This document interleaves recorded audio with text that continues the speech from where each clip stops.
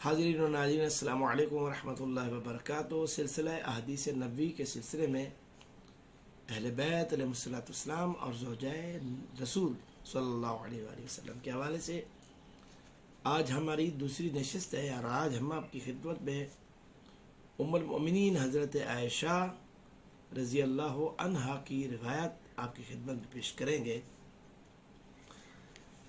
آپ کی یہ روایت امام احمد کی مسند، ابن ابی شیبہ کی مصنف، طبری کی تفسیر اور طبرانی کی معجم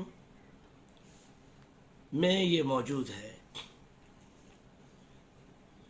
اور اس کو حافظ ابن کثیر نے بحوالہ تفسیر ابن ابی حاتم اسے بھی انہوں نے نقل کیا ہے۔ ان عائشہ قالت لقد رأيت رسول الله صلى الله عليه وآله وسلم دعا عليا وفاطمة وحسنا وحسينا فألقى عليهم ثوبا فقال اللهم هؤلاء أهل بيتي فاذهب عنهم الرجس وطهرهم تطهيرا۔ قالت فدنوت منهم فقلت يا رسول الله وَأَنَا مِنْ أَهْلِ بَيْتِكَ فَقَالَتْ تَنْهِي۔ اللہ اکبر۔ حضرت ام المؤمنین عائشہ رضی اللہ تعالی عنہا روایت فرماتی ہیں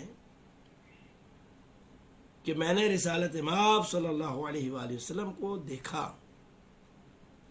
کہ آپ صلی اللہ علیہ وآلہ وسلم نے امام علی کو، حضرت فاطمہ زہرا سلام اللہ علیہ کو اور حسنین شریفین علیہ السلام کے اوپر چادر ڈال کر کہا اللہم ہؤلاء اہل بیتی، اے اللہ یہی میرے اہل بیت ہیں جو چادر کے نیچے تشریف فرما ہے۔ فاذھب عنہم الرجس وطہرہم تطہیرا، ان سے ہر قسم کے رجس کو دور رکھ اور انہیں پاک و پاکیزہ رکھ۔ جناب عائشہ فرماتی ہیں فدنوت منہم، میں قریب ہوئی، فقلت، اور میں نے پوچھا اور کہا، عرض کیا، یا رسول اللہ وَأَنَا مِنْ أَهْلِ بَيْتِكَ، اے اللہ کے نبی صلی اللہ علیہ وآلہ وسلم کیا میں بھی آپ کے اہل بیت میں سے ہوں؟ تو آپ صلی اللہ علیہ وآلہ وسلم نے ارشاد فرمایا تنہی، دور ہو جاؤ، تم یہاں سے دور چلی جاؤ۔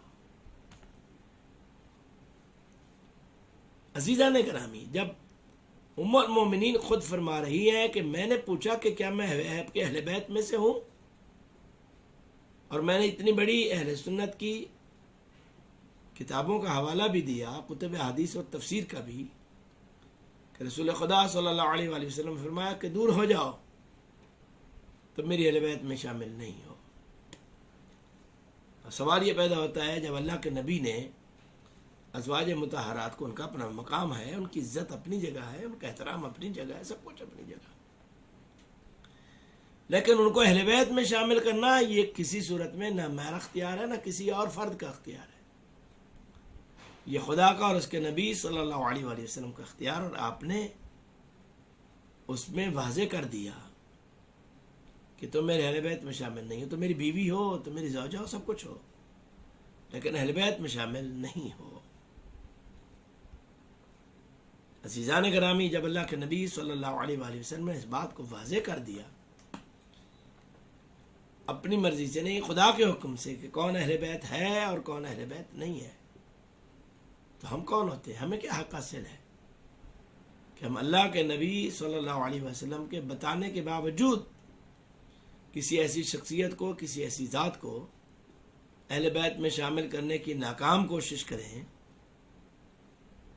اور جس کا مطلب یہ ہے کہ ہم اپنی دنیا بھی خراب کر لیں اور آخرت بھی خراب کر لیں؟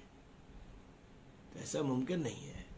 پھر کہہ رہا ہوں، ازواج مطہرات کا اپنا مقام ہے، ان کی عزت ہے، ان کی اپنی تکریم و احترام ہے، لیکن وہ اہل بیت نبوت و رسالت میں شامل نہیں ہے۔ کون کون ہے؟ علی ہے، فاطمہ ہے، حسن ہے، حسین علیہ السلام، اور رسول خدا خود۔ میری دعا ہے اللہ تعالیٰ بحق محمد و اہل بیت محمد علیہ السلام ہمیں صحیح معنوں میں آل محمد کی اور اہل بیت رسالت کی معرفت عطا فرمائے۔ والسلام علیکم ورحمۃ اللہ۔